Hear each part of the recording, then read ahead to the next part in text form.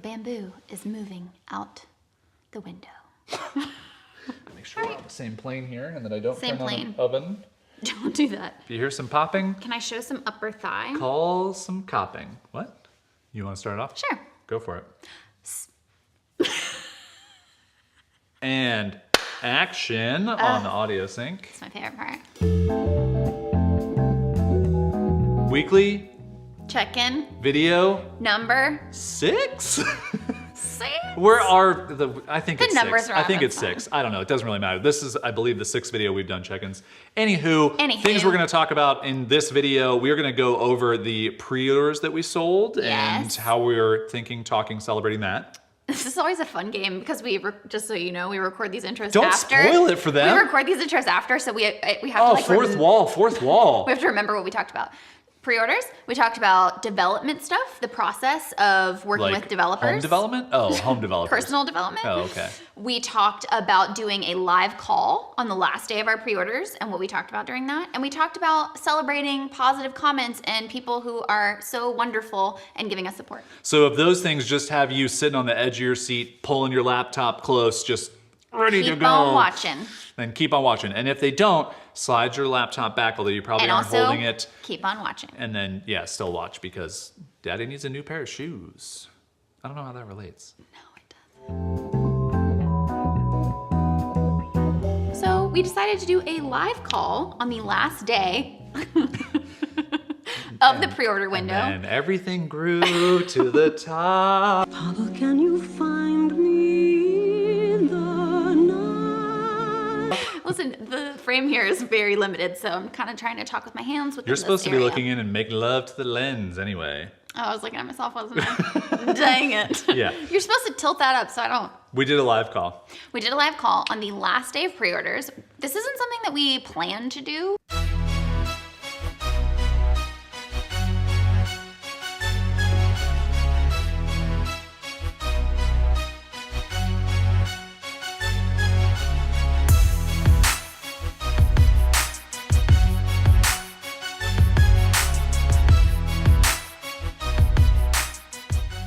The creating of the daily posts on the under construction site, it just takes a long time. So this was our way of basically saying like, hey, we've been doing a lot of design stuff. Let's actually show you that. Let's talk about our process. We want to write about that, but we just don't have the time right now. So it's a way to kind of show that. We just have to prioritize. So we did that. It was awesome. We had about, how many people register? Like 170 people registered. 170 registered. We had people on and off. How many did you say would showed up live? I think on average. Is that a sentence? Yeah, I don't know. I think on average we had 40 people, 50 people watching live. Yeah, so that Which is pretty good. In case you're wondering, like 30% of, like show up rate on a live thing is pretty awesome. Plus, we're not the type of people who like hold the replays hostage, so that also. You can get the replay for 6 hours, and then you can get it for 1 more hour if you vote in the mid-majors. Although it was kind of, I don't know, I just zoned you out. Mid-trimesters? There's something. Go out, get out there and vote, everybody. He just punched a baby. Look how helpful I am. The mid-trimesters. I did like that some people who are international like stayed up late and like just showed up. Big shout out, awesome. Big shout out to folks because it was a later in the afternoon thing. Normally we do them at 10 or 11 a.m. Pacific time so that people in Europe can attend. But this one's later. What we did on that call was we basically kind of gave people an update on what we'd been working on, and then we actually showed the dashboard prototype and just walked people through that. So that was another important piece we thought of showing, especially pre-order people. The dashboard isn't available right now, but it will be on for paying customers, by the way. The membership dashboard. Sorry, the membership dashboard. We know these were like when you're building something, like the words to you are like, this is the dashboard. People watching is like, what dashboard? So when you buy a Wandering Aimfully membership, what you get in the background and what you get to use. So we showed people that, which was really fun and people were really excited about it. And then we also, like Jason was saying, we were using it as a platform to talk about the process that we've been doing. So I got to share kind of my design process or our design process because you're very much involved in that, and how we go from, you know, like a blank page of how do you build a website to then, okay, narrowing down the pages, building a user flow, focusing on which page to start with. How do I design that? You. How do I live without you? And then we showed them the sales page, which is a monster. I think the kind of like summing up the entire live call besides all the content stuff, is that we sold 2 pre-order spots after the live call. And to me, whenever we do a live call like this, whether it was for previous stuff or whatever, like you may not sell a ton on the call, especially if it's not like a really easy thing for people to purchase. Like this membership, especially a pre-order, is kind of difficult to purchase. But that to me is how you quantify, like, was it worth it to do that? And it definitely was, because 2 customers per year, $2,000 per year, $200 per month added to our monthly recurring revenue. That's great. So I feel like it was a good, successful live call. Yeah.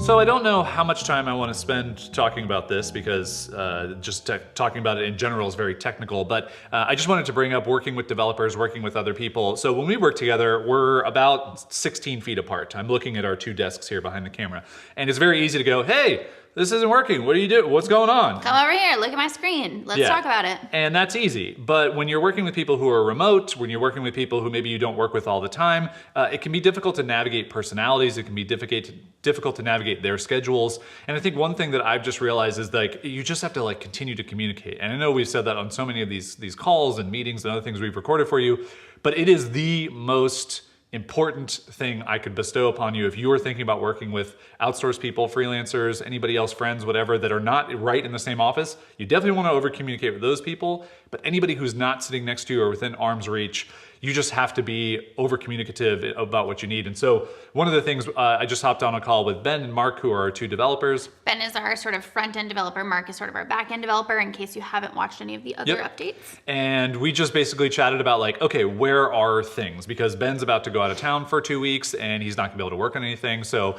Mark is kind of picking up steam on the stuff that he's working on. So it's like, all right, we needed to sync up and talk about it. So I just think that getting on these calls is so important for this part of it. And just if you're building something, just be open to a lot of communication, using communication tools, whether it's like GitHub or Trello or whatever, to like go back and forth on things. It can get so easy to get comfortable and like, oh, I'll iMessage you this or I'll send an email. Those things are really bad for over communicating. That's what I was gonna say, is definitely, even if you're an introvert like me, try as much as you possibly can to do video stuff. Like, I know for like the first half of working with all the dashboard and delivering design files to Ben, who's our front-end developer, we had just been doing that through email and through Google Docs and like a method of written communication. And then finally, I just realized when he was asking me for a bunch of the image assets in different ways and different sizes, because we're designing for Retina screens and mobile, which is like 3x now.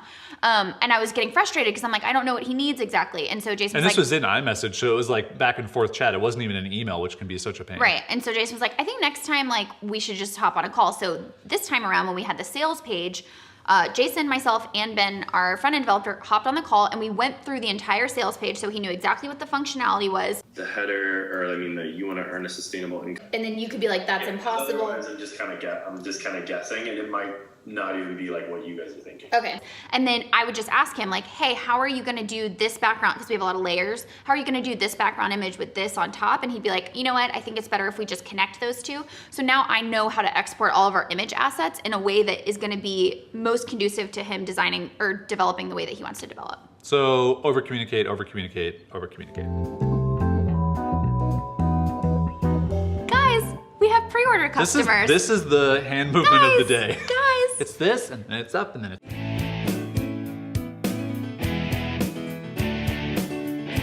It's down. But look how exciting this is. We have 15 pre-order customers. We do.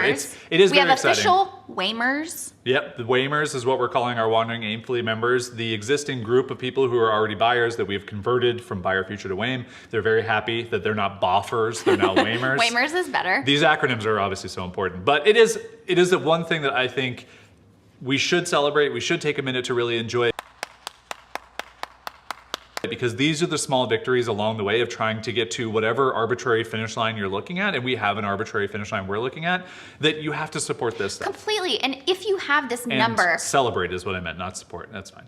If you have this number in your head of what you expected for a launch or even a pre-order, you know, I think, like you were saying, it's really important to just celebrate the fact that people paid you money. Somebody said, I really like this idea and I want to pay you for it. So regardless of our goal that we set out in our mind was 30 pre-order customers, and we only got 15. But as you were saying, you can choose to look at that as the glass half full or the glass half empty. And we choose to look at it like there are 15 people who basically said, I'm really into this idea. I know this is going to be valuable. They don't even really get the dashboard yet. All they get is access to our courses and things like that. So they're not even getting the full Wandering Aimfully experience. And they knew that when they signed up for the pre-order, and yet they still said, I want to support you and I'm really into what you're doing, which is amazing. I think it's a really big self-limiting belief of anybody creating and selling anything that they can't do a pre-sale or a pre-order. And this to me is just proof that these 15 people had not previously purchased Buy Our Future. So they're new customers to us. They'd never bought, most of them had never bought a single thing from us before, and yet they were willing to buy something they couldn't even get access to because they're excited, they believe in it, they've read about it, they know it's coming. And I would just say that, like, challenge those self-limiting beliefs, because we even had to challenge them for this, and we've sold a lot of stuff many times over, that someone will pay for it. They are interested enough, they do believe in what you're building, and it does resonate with them, and let them show that with their money, not just with an email address or with a helpful tweet or Instagram direct message. Those things are great and they're good for motivation, but this is the real, like, hey, we've got 15 people who are paying for this, we need to deliver on this thing. Yep. And I think it's also important to remember that that 30 number that we set is completely arbitrary. Completely made up. We had no idea how many people were going to pre-order, and we have no idea how many people are going to buy when we finally launch it publicly, and you know, the whole website is built and the sales page is built and all of that stuff. But the reason you set those numbers is because it gives you something tangible to kind of hold on to. And as you guys know, we have this enough number, this goal that we're trying to hit over the course of 1 year. We're trying to get to 300 members, which would be $30,000 recurring revenue every month, which would be amazing for us. Yep. And that's just kind of where we've set that number of enough. When we get to 30,000, it's not going to be, oh, let's get to 100,000. That's not how we roll. So the 30 was just kind of We're going to get to 3,000 paying members, obviously, so we can get to 3 million recurring. 3 million. That's recurring. what we need That'd to be at. Great. That our lifestyle dictates. Yeah, but tell them our idea about like the journey to that goal. Yeah, so one of the ideas that we have for the Wandering Aimfully website going forward is kind of like follow our journey to hit this goal. And one thing I thought about when I was writing down our notes, as I always do before these little weekly calls, is to have some kind of visual timeline. And I'm sure we could do this with Airtable or whatever, to show our milestones, but also specifically what are the things we're doing to get there. Mm-hmm. So it's like we did a pre-order, that got us to 15 sales. Mm-hmm. Okay, what are we doing between the pre-order and then the first launch? Mm-hmm. You know, we're recording videos, we got the show going, we had the website up, blah, blah, blah. We did a launch. Okay, we got, 15 more buyers, so 30 buyers. Okay, what are we doing between that next month? Oh, we did a free, video workshop series. We wrote these guides that we wanted to put out, whatever that is. Okay, here's what we did. That got us to this. And so you can watch that journey happen, but then also see the specific things that we're doing. And I think it would be really good for us because you can get so caught up in every month going, oh, well, I'm just working, I'm doing all this stuff. It's like, yeah, but are you doing maintenance work? Yeah. But are you doing work to like actually promote and get people into buy the thing you're selling? Yeah, definitely. I think some people have these goals in their minds and they just go, oh, well, it's not working. Like I'm just gonna put up a sales page and hope that my list buys or whatever. And it's like, no, you have to really work for it. And you have to, I always view business as a creative puzzle. And so it's just about matching up what you've created with the right people who are gonna appreciate it. And so sometimes right out of the gate, those things line up and sometimes they don't. And so what are the things that you're doing in between to try and get those puzzle pieces to fit better? Yeah, and I think I don't know, I always go back and forth on like the whole income report movement with online business owners of showing this and doing it. And I don't know, I wrestle with this and we haven't had a lot of conversations about this, but I do think if we show it and show the specific things that we're doing to get there, I'm hoping that that's really helpful. And it's not just like, we're just showing the numbers to show the numbers type of thing. I mean, we want to believe in transparency and share that. That's part of the reason. But yeah, we just have to talk about that and figure it out. I mean, I think part of it too is like, what arena are you playing in? Like getting to $30,000 recurring revenue, like that's a huge sum of money, but it's not unreachable for anyone to have a business, especially with the amount of expenses that, we would have. So it's not some type of like, my whole thing with income reports is like, when you get to the range of making $100,000 every month, that's not that and reachable for a lot of people. I think what's going to be interesting for us is that we're starting here at $1,500 a month. Yeah. Which is very, very, very achievable. Yeah. So you're going to get to watch that and see what we do to reach that. So I think that's going to be the fun part of kind of building that out and showing that. And then maybe we'll decide, hey, once we reach that goal, we'll take that page down. It was just the journey to get there. It's not about continuing to show you how much money we're making a month. It's more just, here's exactly what we did to reach this goal. And hopefully you can learn and steal stuff from us.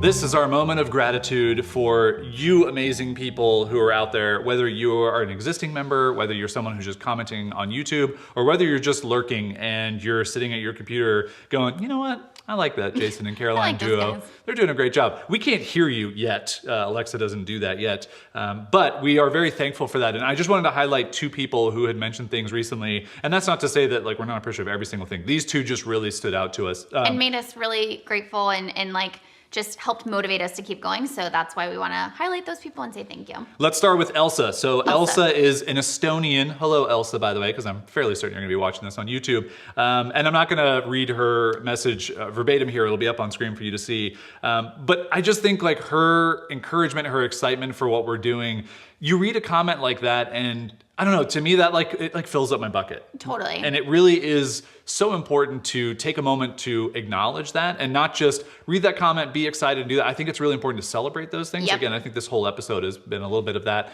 And those small victories, these little things along the way, I don't know, they really feel great to me. Because our human brains are so wired to like pay attention to the negative or to pay attention to like, oh, we got 15, but we wanted 30, or oh, we had a timeline and we had to move, like all these things that we feel like are the imperfections in the process.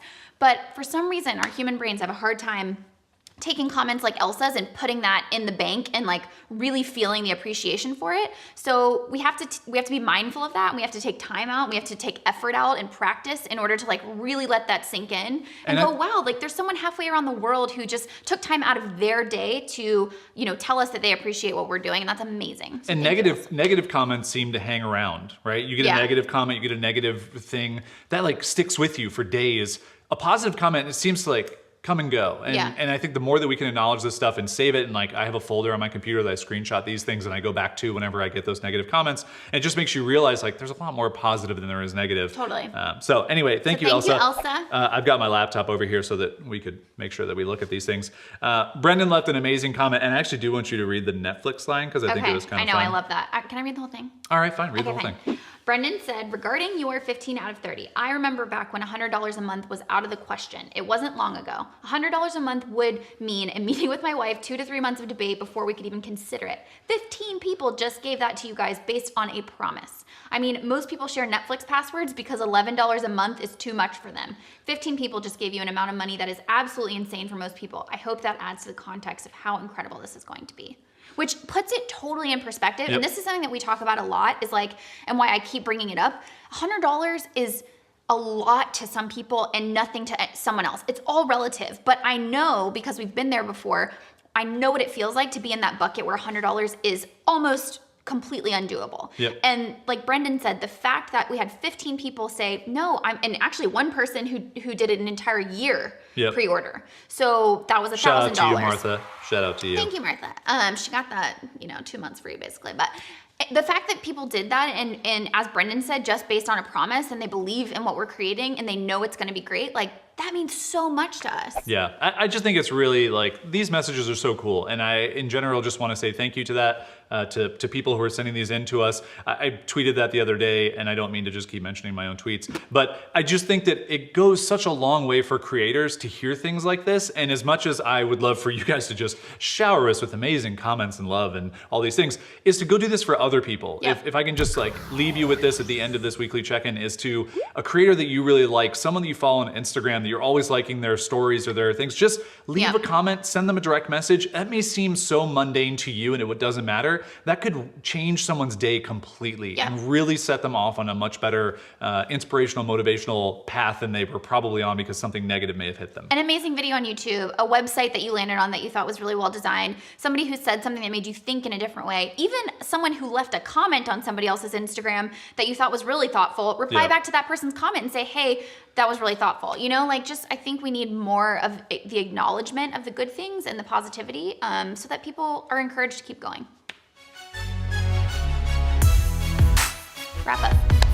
Wrap it up. Wrap it up. Oh, that's the best. You're always great for one of those just little wrap up intros. Hey, if you like this video, go ahead and hit the subscribe button. I actually said it correct this time. Do you still have the Chrome extension? Oh, yes. You have no idea? I have no clue how many subscribers we have. I don't know how many views we get. It's 100,000. What? minutes watched. 100,000 subscribers. We just hit it in about 5 weeks. It was crazy. I love it. I love it. I know this is the end and we're wrapping up, but I just have to say this Chrome extension that I have on for our YouTube channel, and it's all YouTube channels actually, I cannot see how many views are on videos. I can't see how many subscribers we have. It makes me so happy because every time my little monkey brain's like, how many do we have? I need to know. I go, I don't know, man. I don't know, man. But I know we can control, we can go make some more stuff. And Yep. it's like, all right, fine. Yeah. And then I go make stuff and I don't think about it. So, yeah, if you want to test whether you're creating stuff just for the sake of it or for the numbers, use this Chrome extension and test it out, because we're still here making videos and we don't care what the number is. yeah, but you should subscribe, obviously. Yeah, no, but you should subscribe. It's just one day we'll look and we'll be grateful for you. Yeah, so do that and hope you enjoyed this video and we'll talk to you soon.